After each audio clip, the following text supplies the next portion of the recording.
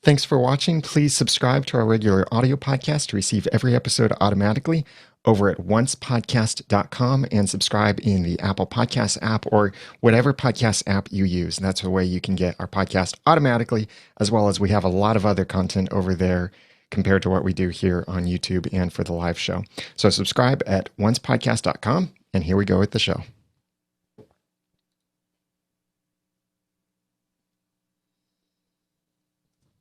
You're listening to Once, episode 238, Our Decay, Initial Reactions.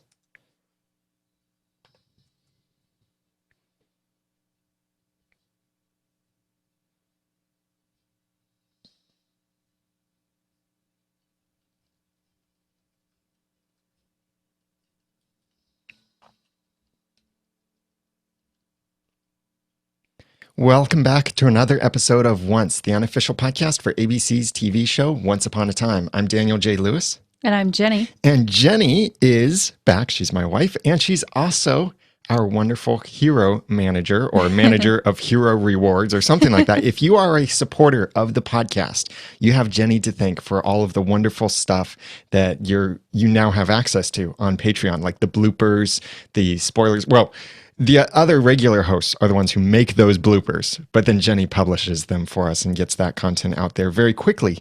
And I'll tell you more about how you can get access to that stuff later on. But Jenny is joining me tonight, and thank you, Jenny, for joining me. I'm glad to do it. And thank you for listening. We just finished watching this episode, Our Decay. And Jenny, what did you think of this? Watching Hades fall in love was kind of throw up inducing. I felt. I didn't know whether to trust him. Like, he's Lord of the Dead. So I just didn't know. I didn't know if he was a trustworthy guy. This episode was written by Zay Chung and Dana Horgan. And I think that this episode had all kinds of beautiful, great feels. And actually, I know I saw you in the chat room while the live show was airing, and I saw you saying a couple things, and I think that the script was fantastic. The characters the script was applied to, not so fantastic. Yeah, because I was like, ugh, this script. Yeah, because there were those moments like between Hades and Zelina that it was like, oh, this is so cute. Wait a minute, it's Hades and Zelina. Yeah.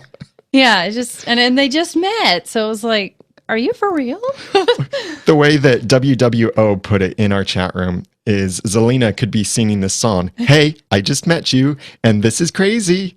And then Hades responds with, "So here's my number. Give me, baby." Yeah, I saw that too. Good one. So we do know then that the baby is definitely not Hades. Yeah. So that's good to know. And I just don't know what he wants with the baby. I don't know how much we can trust him. It seems like maybe he does want to do this time travel thing too. Why else would he want the baby? And do you remember what the Ice Queen did with Snow White and Charming's baby?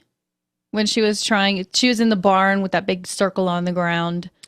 That was Zelina. It was Zelina? Trying to do that. Oh, okay, okay. Yeah, that was Zelina back in season 3. She didn't hurt the baby. No. She just put it on the ground while she did her spell. So exactly. I'm wondering, like, why are people so opposed to having their baby used? I mean, yeah, it would be polite if someone would ask, "Hey, can I put your baby on the ground while I form the spell?"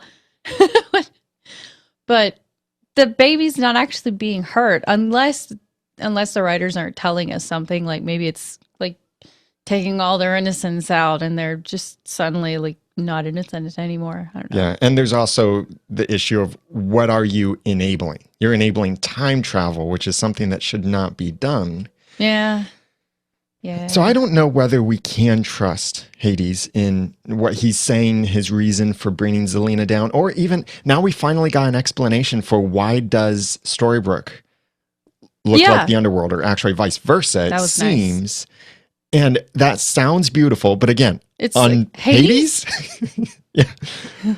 So with that aside, yeah, it's beautiful that he made it look like it all for her, but I do still have to question, did he? Yeah. I don't trust him because he just met her. I think based on the production of this episode and where we left with this episode, I think that we can trust what he's saying. What? I feel like if they're showing us certain things that we can't trust, usually what they do is they tend to show us why we shouldn't trust it by the end of the episode. Like we get to see the hidden story that no one else knows. And they didn't show anything like that, which makes me think. Or maybe they're just going to jump out of the closet and be like, surprise. Yeah, or talk to us through a telephone booth. A level 1 hunting, perhaps, to help us understand. That was adorable. Yeah. And we learned a little bit about how Henry actually writes the book. And maybe this is the way that the authors are supposed to be doing it, is where they're not really aware of what they're writing. They are being the instrument to enable the pen to write the story, kind of unconsciously writing the story in some kind of trance or something. I don't want to think that's the way you do it, because then you're kind of sleeping on the job, you know? Yeah. Henry's getting a lot of sleep. It happened again. Which is what teenagers do, though. They're sleeping all the time. Yeah. Yeah, I remember that. I slept a lot when I was a teen. And Henry apparently makes all of those works of art as well. And it was nice that they just gave a little nod to that with what Regina said. Yeah. Yeah. But all the references in the show to Henry's being a teen right now and being a writer kind of made me wonder, is he going to write teen fiction? I have an idea for a vampire novel.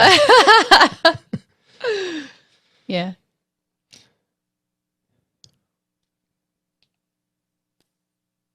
You okay? Yep. I'm guessing that the way magic works here in the underworld is that hope or love is what helps reignite someone's magic, which might be a reason that hope is forbidden. Because look back at Zelina. She started to get her magic back while she was holding her child. So the motherly love was going on there, maybe a little bit of hope, and that's when her magic came back. And she didn't realize it until that moment because her fingers started sparking, E.T. phone home. Yeah. Whoa, phone home.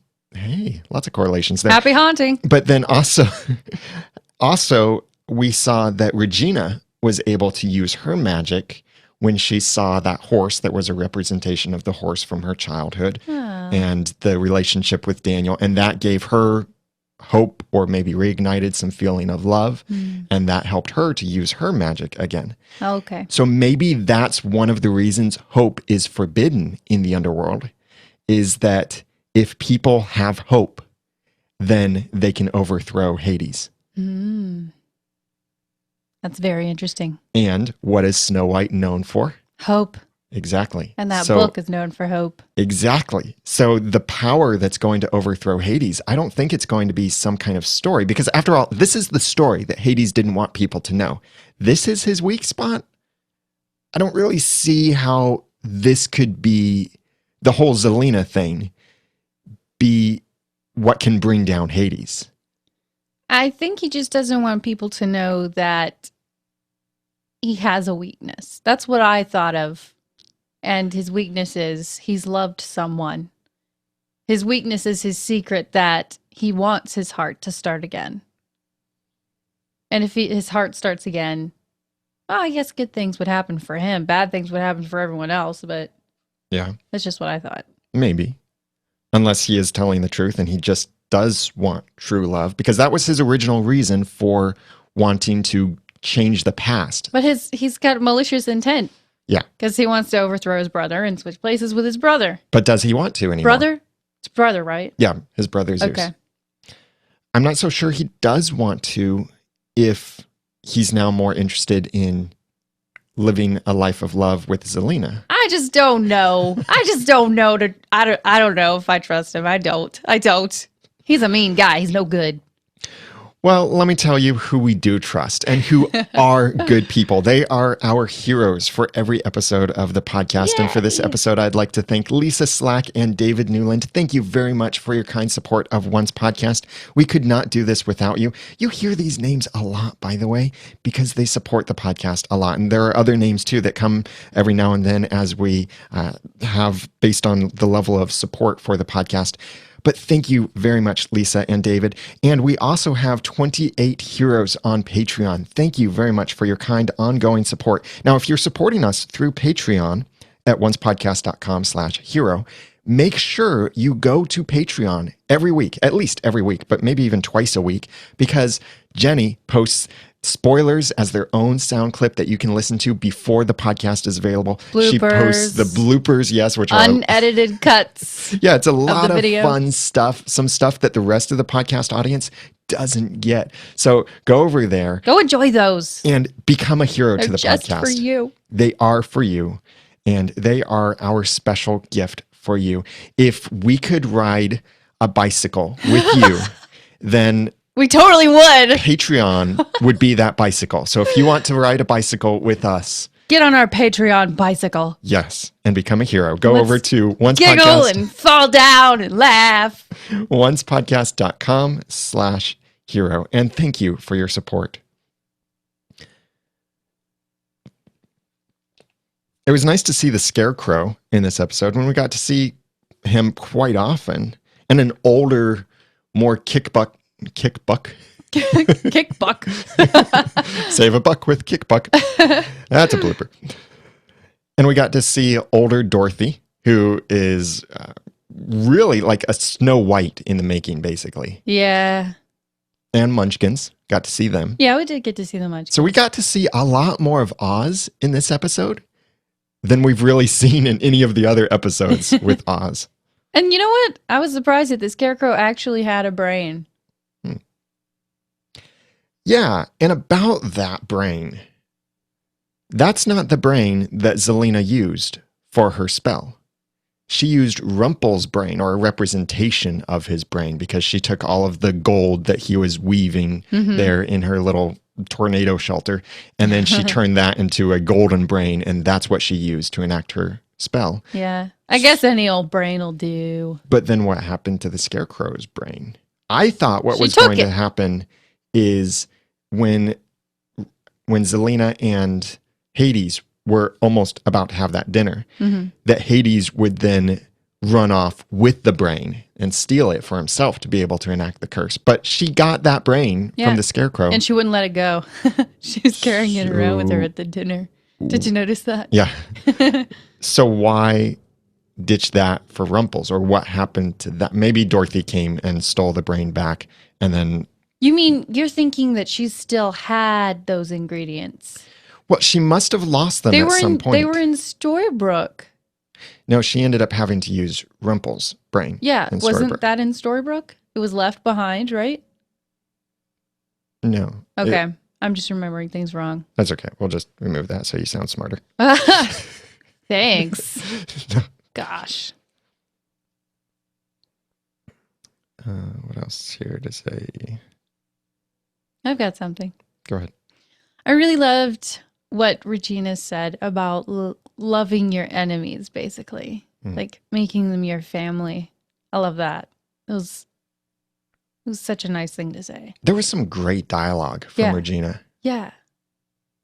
Actually, really these last couple episodes have had some great signs of maturity and great dialogue from Regina especially. I actually really felt sorry for Zelena when she actually decided to give up her child. Yeah. That's where it goes back to all the feels of this episode. Yeah. Until you remember who the characters are. Well, I really like Zelena. Yeah, she's wicked, but I really like her. She's really smart. Unlike Regina was when she was evil. You remember how clumsy Regina was and how she just wasn't very thorough. Yeah. And Zelena is. She's wicked and she's cunning. I like Zelena. And you know why she's wicked? Why? Because she was born on tax day, April 15th. I love that you looked that up. Well, they mentioned that that her birthday was April 15th. And when Hades mentioned that he tortured it out of a miller's daughter, well, that's kind of sad to hear. He tortured it out of Cora. But that reminded me that, hey, mommy and daughter are now in Underworld. They could finally have a reunion many, many years later. That could be really interesting to see. I kind of have my doubts that they'll let that happen in the story, but it could be interesting. I think we've seen the last of Cora. Yeah. Unfortunately. Yeah. I would love to see a mommy-daughter reunion so that Zelena could actually confront her mother and say, why'd you give me up? I've been having such a hard life because of that. And look, I'm green. Cora wanted her own best chance. Yeah, that was pretty selfish.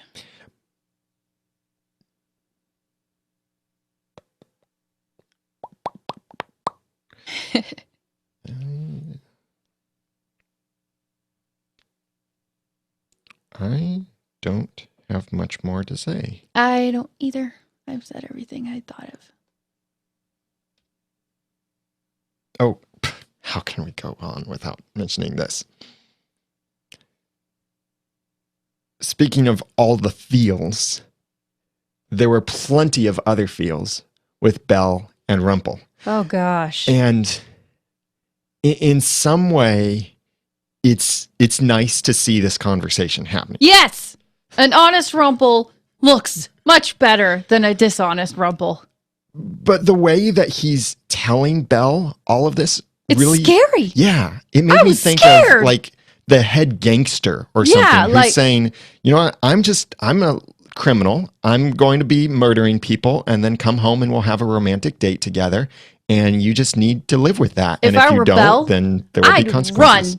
I would run and I wouldn't look back. She has given him so many chances.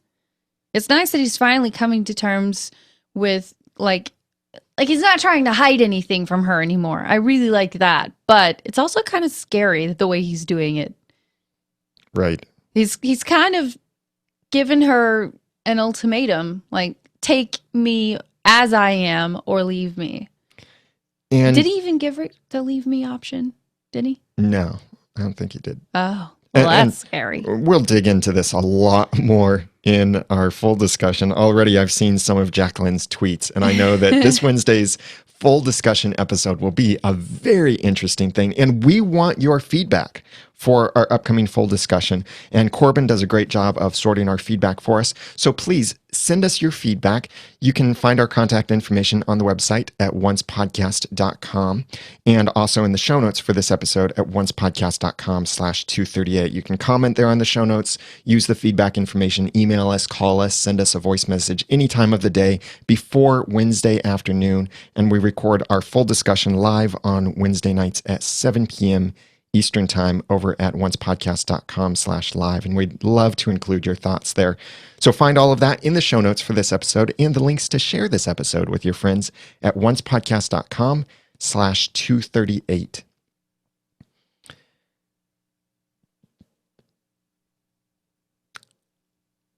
There will be a lot more, I think, to talk about the mythology in this. So I'm really looking forward to having that conversation with Jacqueline in our full discussion. Because to learn things like Hades is trapped ruling the underworld, it's not just that it was his responsibility, and the whole thing about his not being able to leave the underworld, or at least in certain states. I'm looking forward to our full discussion. I can see why he'd be attracted to Zelena, because their stories are quite similar. Yeah. Hearing you say it that way just made me think of that. Yeah, that's true. And he has been the Lord of the Underworld for eons. He used the phrase eons at one point. You don't think he was just, exaggerating? I don't think so. So there's a lot to discuss, and we'd love for you to be part of this. We'd also like to connect with you on Twitter. You can follow us on Twitter at OncePodcast, and I'm Daniel J. Lewis on Twitter at The Ramen Noodle. And I'm Jenny, and you can follow me at twitter.com/Jenny's Nook. Please visit the show notes for this episode at oncepodcast.com/238 to share this episode, comment, get our feedback information, and more. And we would love to continue the conversation. I mentioned that already. And until next time, Do your worst, but I will never be afraid of you. And thanks for listening.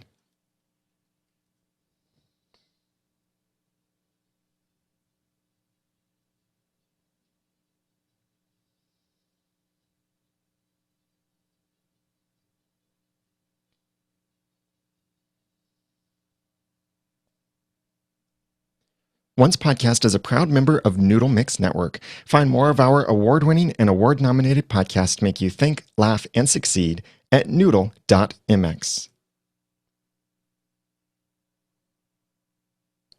Big thanks to our heroes for supporting this episode of the podcast. If you would like to be a hero too, then please go to oncepodcast.com/hero. And thank you for your support. I actually wanted to do a different ending than that. Okay. So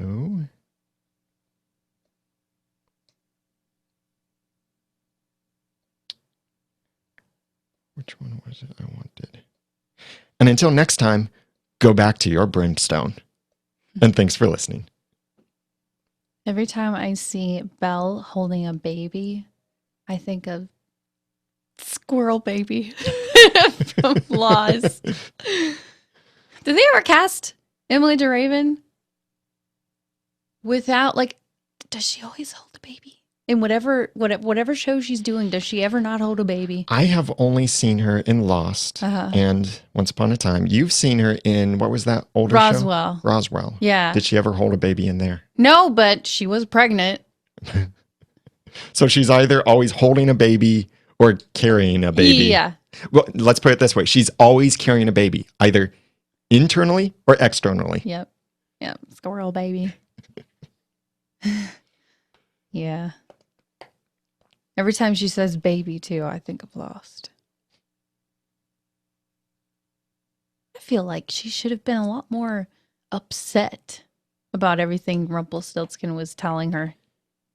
Yeah. But someone in the chat room did have a great point. I don't know who it was, but they said, well, she couldn't make decisions because she was holding a baby. Not her baby, though. Yeah, well, not her. Well, she was holding her baby inside, but she didn't realize. Protecting. I think it was just like all kinds of information dump on her. Like, hey, Belle, I'm still the dark one. Hey, Belle, you're here in the underworld. Hey, Belle, you're pregnant. Hey, Belle, I'm still going to stay the dark one. Hey, Belle, your child is going to pay a debt that I started years ago. Hey, Belle, I already auctioned our baby off. Hey, Belle, you still love me, right? Can we please keep those as bloopers, please, please? Yep, that's right. Left the recorder going. Yeah, that'll be interesting to see. I think of Squirrel Baby, though, because that was how it should have ended. Where's my squirrel baby? All right, everyone. Thank you very much for joining us. It was a short episode tonight, but that's okay. Short, sweet, and to the point. Yep. Just like Rumpelstiltskin's squiggly thing. Dagger. Yeah. That's what, isn't that what squiggly little thing. Yeah. Hades called it a squiggly thing. Yeah. Put that squiggly thing away.